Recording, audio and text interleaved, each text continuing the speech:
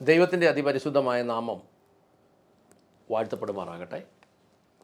രക്ഷ എന്നാൽ എന്താണെന്ന് ദൈവവചനത്തിലൂടെ നമുക്കൊന്ന് നോക്കാം. സങ്കീർത്തനം 116 8 വാക്യം അതിൻ്റെ കറക്റ്റ് നിർവചനമാണ്. വായിച്ചോട്ടെ.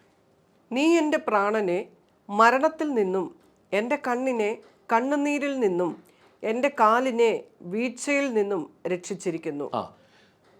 അവിടുന്ന് എൻ്റെ പ്രാണനെ മരണത്തിൽ നിന്നും, എൻ്റെ കണ്ണുകളെ കണ്ണുനീരിൽ നിന്നും, എൻ്റെ കാലിനെ വീഴ്ചയിൽ നിന്നും വിടുവിച്ചിരിക്കുന്നു. ഇതെന്തിനാണ്? ഇതാണ് ഒരു പരിധി വരെ രക്ഷ. ഇതെന്തിനാണ് എന്നത് അതിൻ്റെ അടുത്ത വാക്യമാണ്. ഞാൻ ജീവനുള്ളവരുടെ ദേശത്ത് യഹോവയുടെ മുൻപാകെ നടക്കും. ജീവനുള്ളവരുടെ ദേശം എന്ന് പറഞ്ഞാൽ കർത്താവ് തന്നെ പറഞ്ഞിട്ടുണ്ട്, ചത്തവൻ ചത്തവനെ അടക്കട്ടെന്നും. അപ്പോൾ ആ ജീവനല്ല ഉദ്ദേശിക്കുന്നത്. ഈ ജീവനുള്ളവരുടെ ദേശം എന്ന് പറയുന്നത് യഥാർത്ഥത്തിലുള്ള ദൈവസഭയാണ്. ഈ നാട്ടിൽ കാണുന്ന പെന്തക്കോസ്ത് സഭയെന്നൊന്നും അല്ല ഉദ്ദേശം. യഥാർത്ഥത്തിൽ രക്ഷിക്കപ്പെട്ട് സ്നാനപ്പെട്ട് ദൈവവചന വ്യവസ്ഥയിൽ പരിശുദ്ധാത്മാവിനെ പ്രാപിച്ച് വിശുദ്ധിയോടും വേർപാടോടും കൂടെ ജീവിച്ച് ആരാധിച്ച് അപ്പം മുറിച്ച് പ്രാർത്ഥിച്ച് കൂട്ടായ്മയോടെ ജീവിക്കുന്നവരുടെ ദേശത്ത്. അത് മിക്കവാറും ഒരു പെന്തക്കോസ്ത് സഭ 2-3 പേരൊക്കെ കാണുള്ളൂ. 50 പേരുള്ള സഭ 2-3 പേരൊക്കെ കാണുള്ളൂ. ബാക്കിയൊന്നും അങ്ങനത്തെ ഒന്നും ആയിരിക്കില്ല. ഈ 2-3 പേര് അവിടെ ഇവിടെ ഉള്ളതുങ്ങളെല്ലാം കൂടെ ചേർന്ന് ദേശത്തൊരു സഭയുണ്ട്, ലോകത്തൊരു സഭയുണ്ട്. അതാണ് ജീവനുള്ളവരുടെ ദേശം എന്ന് പറഞ്ഞാൽ ജീവനുള്ളവരുടെ സഭ. യഹോവയുടെ മുമ്പാകെ നടക്കുക എന്ന് പറഞ്ഞാൽ വിശ്വാസ ജീവിതം. അപ്പോൾ ജീവനുള്ളവരുടെ ദേശത്ത് യഥാർത്ഥ സഭയുടെ മധ്യത്തിൽ വിശ്വാസ ജീവിതം നയിക്കേണ്ടതിന് അവിടുന്ന് എൻ്റെ പ്രാണനെ മരണത്തിൽ നിന്നും, എൻ്റെ കണ്ണുകളെ കണ്ണുനീരിൽ നിന്നും, എൻ്റെ കാലിനെ വീഴ്ചയിൽ നിന്നും വിടുവിച്ചിരിക്കുന്നു. ഒരു ഉദാഹരണം പറയാം.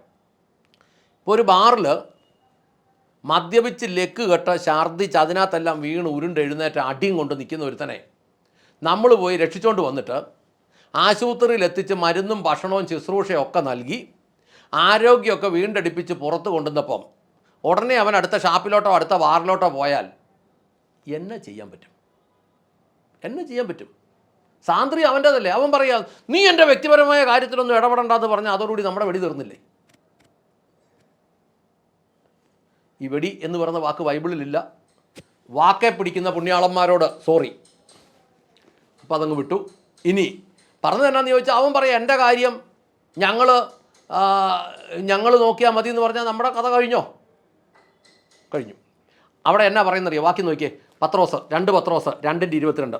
എന്നാൽ സ്വന്തം ഛർദിക്ക് തിരിഞ്ഞ നായെന്നും കുളിച്ചിട്ട് ചെളിയിൽ ഉരുളുവാൻ തിരിഞ്ഞ പന്നിയെന്നും ഉള്ള സത്യമായ പഴഞ്ചൊല്ല് പോലെ അവർക്ക് സംഭവിച്ചു. കണ്ടോ, ഇതാ സംഭവിക്കാൻ പോകുന്നത്. അതുകൊണ്ട് എല്ലാവരെയും ഒന്നും നമുക്ക് പിടിച്ചോണ്ട് വരാനൊന്നും പറ്റിയല്ല. ഒരു ചോദ്യം, ശുശ്രൂഷകൻ പിന്മാറിപ്പോകുന്നതോ? ശുശ്രൂഷകർ ശരിക്കും പരീക്ഷണത്തിനകത്ത് അകപ്പെടുക. ശുശ്രൂഷകൻ്റെ രക്ഷയൊക്കെ നഷ്ടമായി പോകുന്നത് എന്തുകൊണ്ടാണെന്ന് ചോദിച്ചാൽ ഈ പരീക്ഷണത്തിനകത്ത് അകപ്പെടുന്നതുകൊണ്ടാണ്. അതെങ്ങനെയാണെന്ന് ചോദിച്ചാൽ, അല്ലെങ്കിൽ അവൻ ഈ രക്ഷ നഷ്ടപ്പെടുന്നുള്ളതല്ല, അവൻ ഇതിനകത്ത് പോയി പെടുന്നത് എങ്ങനെയാണെന്ന് വെച്ചാൽ പരീക്ഷണത്തിനകത്ത് അകപ്പെടുന്നതാണ്.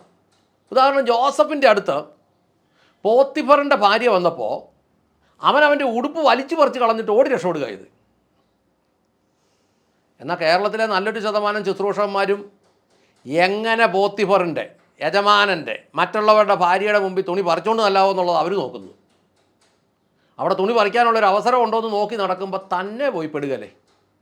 ഇവിടെ അവൻ തുണി പറിച്ച് കളഞ്ഞിട്ട് ഓടി രക്ഷപ്പെട്ടെന്ന് പറയുമ്പം ഇപ്പോൾ അതിനുള്ള അവസരം ഉണ്ടാക്കിക്കൊണ്ട് നടക്കുക. ഓരോരുത്തരുടെയൊക്കെ ചാറ്റിങ് കണ്ടു കഴിഞ്ഞാൽ മനുഷ്യൻ അറപ്പാകും. റെഡിയാണോ എന്നാണ് ചോദിക്കുന്നത്. ശുശ്രൂഷകരാ. അപ്പോൾ അവൻ പരീക്ഷണത്തിനകത്ത് അകപ്പെടാൻ അവൻ തയ്യാറായി. എന്നെ ഒന്ന് വീഴിക്കണേ പ്ലീസ് എന്നും പറഞ്ഞ് നടന്നാൽ വീഴിക്കാതിരിക്കുമോ?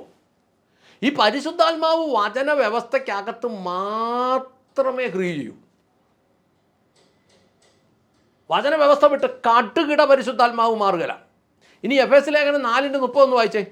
ദൈവത്തിന്റെ പരിശുദ്ധാത്മാവിനെ ദുഃഖിപ്പിക്കരുത്, അവനാലല്ലോ നിങ്ങൾക്ക് വീണ്ടെടുപ്പ് നാളിനായി മുദ്രയിട്ടിരിക്കുന്നത്. ദൈവത്തിൻ്റെ പരിശുദ്ധാത്മാവിനെ ദുഃഖിപ്പിക്കരുത്. പരിശുദ്ധാത്മാവിനാലാണല്ലോ നിങ്ങളെ വീണ്ടെടുപ്പ് നാളിലേക്ക് മുദ്രയിട്ടിരിക്കുന്നത്. ഈ പരിശുദ്ധാത്മാവിനെ ദുഃഖിപ്പിച്ച് എന്നാ കാണിക്കും? പരിശുദ്ധാത്മാവുമായിട്ടുള്ള ബന്ധം ഡൈവേഴ്സായി പോവും. കാരണം റോമർ 8:26 അവണ്ണം തന്നെ ആത്മാവ് നമ്മുടെ ബലഹീനതയ്ക്ക് തുണ നിൽക്കുന്നു. വേണ്ടും പോലെ പ്രാർത്ഥിക്കേണ്ടത് എന്തെന്ന് നാം അറിയുന്നില്ലല്ലോ. ആത്മാവ് തന്നെ ഉച്ചരിച്ചുകൂടാത്ത ഞരക്കങ്ങളാൽ നമുക്ക് വേണ്ടി പക്ഷവാദം ചെയ്യുന്നു. എന്ന് പറഞ്ഞാൽ ഇവിടെ പറയുന്ന ആത്മാവ് പരിശുദ്ധാത്മാവിനെ കുറിച്ചാണ് പറയുന്നത്. ഈ ആത്മാവ് നമ്മുടെ ബലഹീനതയിൽ നമ്മളെ സഹായിക്കുന്നു. വേണ്ടതുപോലെ പ്രാർത്ഥിക്കുന്നത് എങ്ങനെയെന്ന് നമുക്കറിഞ്ഞുകൂടെന്നുള്ളതാണ് സത്യം. നമ്മൾ ഭയങ്കര വാക്സാമർഥ്യത്തോടു കൂടി അങ്ങ് നമ്മൾ പ്രാർത്ഥിക്കും. സ്വർഗസ്ഥനായ പിതാവേ, ഞങ്ങളുടെ കർത്താവായ യേശു ക്രിസ്തുവേ, പരിശുദ്ധാത്മാവായ ദൈവമേ എന്നെല്ലാം പറഞ്ഞ് കുലുങ്ങിയും കുടുങ്ങിയൊക്കെ നമ്മൾ പ്രാർത്ഥിക്കും. പക്ഷേ പരിശുദ്ധാത്മാവ് ഇവിടെ പറയുക, ഇവിടെ എഴുതി വെച്ചിരിക്കുക, വേണ്ടതുപോലെ പ്രാർത്ഥിക്കേണ്ടത് എങ്ങനെയെന്ന് പോലും നമുക്കറിഞ്ഞുകൂടാ. എന്നാൽ ആത്മാവ് വാക്കുകളിലൂടെ വ്യക്തമാക്കാനാകാത്ത ഞരക്കങ്ങളാൽ നമുക്ക് വേണ്ടി മധ്യസ്ഥത ചെയ്യുന്ന പരിശുദ്ധാത്മാവിനെ ദുഃഖിപ്പിച്ചാൽ അത് ഡിവോഴ്സായി മാറും. പരിശുദ്ധാത്മാവ് ഇറങ്ങി അങ്ങ് പോയാൽ ആ വിടവിൽ അന്നേരം തന്നെ പണ്ടുണ്ടായിരുന്ന സാധനം വന്ന് കയറും. അത് പോയിട്ട് അതിനേക്കാൾ ദുഷ്ടതയേറിയ 7 ആത്മാക്കളെയും കൂടെ കൊണ്ടുവന്ന് കഴിഞ്ഞിട്ട് ഏൽപ്പിക്കും. ഇപ്പം മിക്കവാറും ഉള്ള സഭകളിലൊക്കെ ഇരിക്കുന്ന ഈ വലിയ പ്രാർത്ഥനക്കാരുടെയൊക്കെ മേൽ മിക്കതും ഈ സാധനമാണ്. നമുക്കറിയാൻ പറ്റിയല്ല. ബലഹീനതയിൽ സഹായിക്കുന്നു. സത്യം പറയട്ടെ വിശ്വാസി, നിങ്ങൾക്കോ നമുക്കോ ഒന്നും അറിഞ്ഞുകൂടാ. അതാ സത്യം. ഏതാണ്ട് അറിയാവുന്നൊരു തോന്നലുണ്ടെങ്കിൽ അത് ഭൂതമാണ്.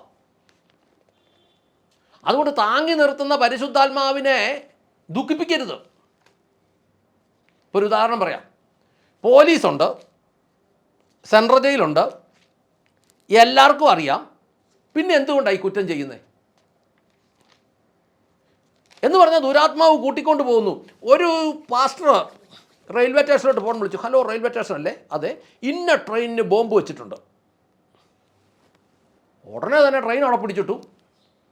ട്രെയിൻ അവിടെ പിടിച്ചിട്ടിട്ട് ഉടനെ തന്നെ ഡോഗ് സ്ക്വാഡ് വന്നു, ബോംബ് സ്ക്വാഡ് വന്നു, പരിശോധനയായി, ഭയങ്കര ബഹളമായി. അപ്പോൾ ഈ നമ്പർ വന്ന നമ്പർ പിന്നെ വിളിച്ചിട്ട് ഫോൺ എടുക്കുന്നില്ല. അപ്പോൾ ഈ നമ്പർ ഇവർ ട്രാക്ക് ചെയ്തപ്പോൾ ഈ നമ്പർ ഇങ്ങനെ റെയിൽവേ സ്റ്റേഷൻ്റെ അടുത്തോട്ട് ഇങ്ങനെ വന്നുകൊണ്ടിരിക്കുക. ഈ ട്രെയിൻ കിടക്കുന്നതോട്ട് ഇങ്ങനെ വന്നുകൊണ്ടിരിക്കുക. അപ്പോൾ സൈബർ സെല്ല് ആ വിങ്ങിലൂടെ ഇങ്ങനെ നോക്കി വന്നപ്പോൾ തൊട്ടടുത്ത റെയിൽവേ സ്റ്റേഷനിൽ ഈ ട്രെയിൻ പിടിച്ചിട്ട് കിടക്കുന്നതിൻ്റെ തൊട്ടപ്പുറത്തെ റെയിൽവേ സ്റ്റേഷനിലോട്ട് ഈ നമ്പർ വന്നു. ഇവനെ അങ്ങ് പിടിച്ചു കഴിഞ്ഞപ്പോൾ ട്രെയിൻ പതുക്കെ ഇവിടുന്ന് പരിശോധന ചെയ്തൊന്നും ഇല്ല. ഇപ്പോൾ അങ്ങോട്ട് വന്നു. പിടിച്ചു കഴിഞ്ഞപ്പോൾ എന്നാണെന്നറിയോ, ഈ പാസ്റ്റർ 3 കുട്ടികളുടെ അമ്മയെ, ആ 3 കുട്ടികളെ ഉപേക്ഷിച്ചിട്ട് അടിച്ചുകൊണ്ട് വരുക. ഇവൻ ഈ ട്രെയിനെ കയറി, കള്ള ട്രെയിൻ കയറി വടക്കേണ്ടിക്ക് രക്ഷപ്പെടാൻ പോകാൻ നേരത്ത് ഇവൻ അതിന് വഴി ഒരുക്കിയതാണ്. വിളിച്ച് പറഞ്ഞതാണ്. ഇച്ചിരി താമസിച്ചു പോയി, ഈ പിള്ളേരെയൊക്കെ ഒഴിവാക്കി തള്ള അടിച്ചുകൊണ്ട് വരണ്ടേ. അപ്പോൾ അവൻ അതിനുവേണ്ടി വഴി ഉണ്ടാക്കിക്കൊണ്ട് വന്ന് വിളിച്ചപ്പോഴാണ് ഈ ട്രെയിൻ ഒന്ന് വിട്ടുപോയി. അപ്പോൾ ട്രെയിൻ ഒന്ന് പിടിച്ചിടാൻ വേണ്ടി ഇവൻ വിളിച്ച് പറഞ്ഞ തന്ത്രമാണ്. ഏതൊക്കെയാലും ഈ വിശ്വാസിക്ക് അല്ലെങ്കിൽ വിശ്വാസി ആയിരിക്കുന്നവർക്ക് ലോകമക്കളുടെ അത്രയും ബുദ്ധി ഇല്ലാത്തത് കൊണ്ട് ദൈവത്തിന് സ്തോത്രം, ഇവനെ അവിടെ വെച്ച് തന്നെ പിടിച്ചു. പെണ്ണും പിള്ളയും പിടിച്ചു. സാഹചര്യങ്ങളെല്ലാം മോശമായി. ഈയിടെ പറഞ്ഞു കേട്ടില്ലേ, ഒരുത്തൻ ഒരു പെണ്ണിൻ്റെ കയ്യെ കടിച്ച് ശുശ്രൂഷിച്ചു, കടിച്ച് സുവിശേഷിച്ചു. എന്തു കഷ്ടമായത്! കയ്യെ കടിച്ച് സുവിശേഷിക്കുക, ട്രെയിൻ ഇങ്ങനത്തെ പരിപാടി ഒപ്പിക്കുക. ഇവിടെയൊക്കെ പലതും കേട്ടപ്പോൾ അതിനെയൊക്കെ ന്യായീകരിക്കാൻ ഓരോരുത്തർ പിന്നെയും ചാടുന്നുണ്ട്. അതിനൊക്കെ കാഴ്വിക്കാരും നമ്മുടെ നാട്ടിലുണ്ടല്ലോ. ഏതമ്മയെ തല്ലിയാലും 2 പക്ഷം ഉണ്ടല്ലോ. ഇതിനകത്ത് ഒറ്റ കാര്യമുള്ളൂ, സാഹചര്യങ്ങൾ ഒഴിവായി നിൽക്കണം ഒരു ശുശ്രൂഷകൻ സ്ട്രിക്റ്റായി നിൽക്കാൻ പറ്റുന്ന ഒരാളായിരിക്കണം. അത് അവൻ്റെ മേലുള്ള വിളിക്കനുസരിച്ച് അവൻ നിൽക്കണം. അല്ലെങ്കിൽ ഈ പ്രാണം പോയി മരണത്തിൽപ്പെടും. കണ്ണുകളിൽ നിന്ന് കണ്ണുനീര് വരും.